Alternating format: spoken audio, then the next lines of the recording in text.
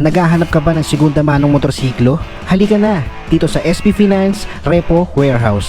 Matatagpuan ito sa number 8 Mercury Avenue, Bagong Bayan, Quezon City.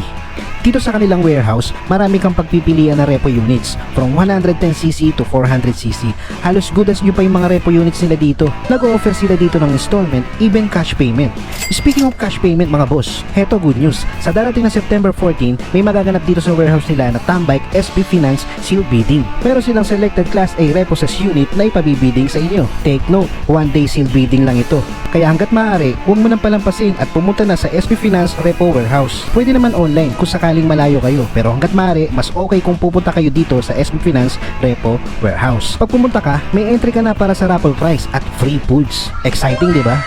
Para ba mag-bid? Kailangan mo lang fill upan ang form nila at mag-deposit ng 1,000 pesos via GCash na nasa form para sa bid entry. Reason, para makaiwas sa joy bidders at fake bidders. Don't worry mga boss, kung sakaling manalo kayo sa bidding, yung 1,000 pesos na bid entry nyo ay ibabawas sa presyo na ibabayad nyo. At kung sakali naman ay hindi ka pinalad manalo sa bidding, yung 1,000 pesos na bid entry nyo ay ibabalik din sa inyo. Ayos, di ba? Marami kang pagpipilian na repo units na mas pinababa ang presyo. For example, NMAX from 80,000 starting price at ikaw lang ang maswerteng nanalo sa bidding, maaari mo na siyang bayaran sa halagang 80,000 including free helmets mga boss. Kaya mark your calendar mga boss, September 14, Saturday from 9 AM to 4 PM. Tara makitambike na, see you there mga boss.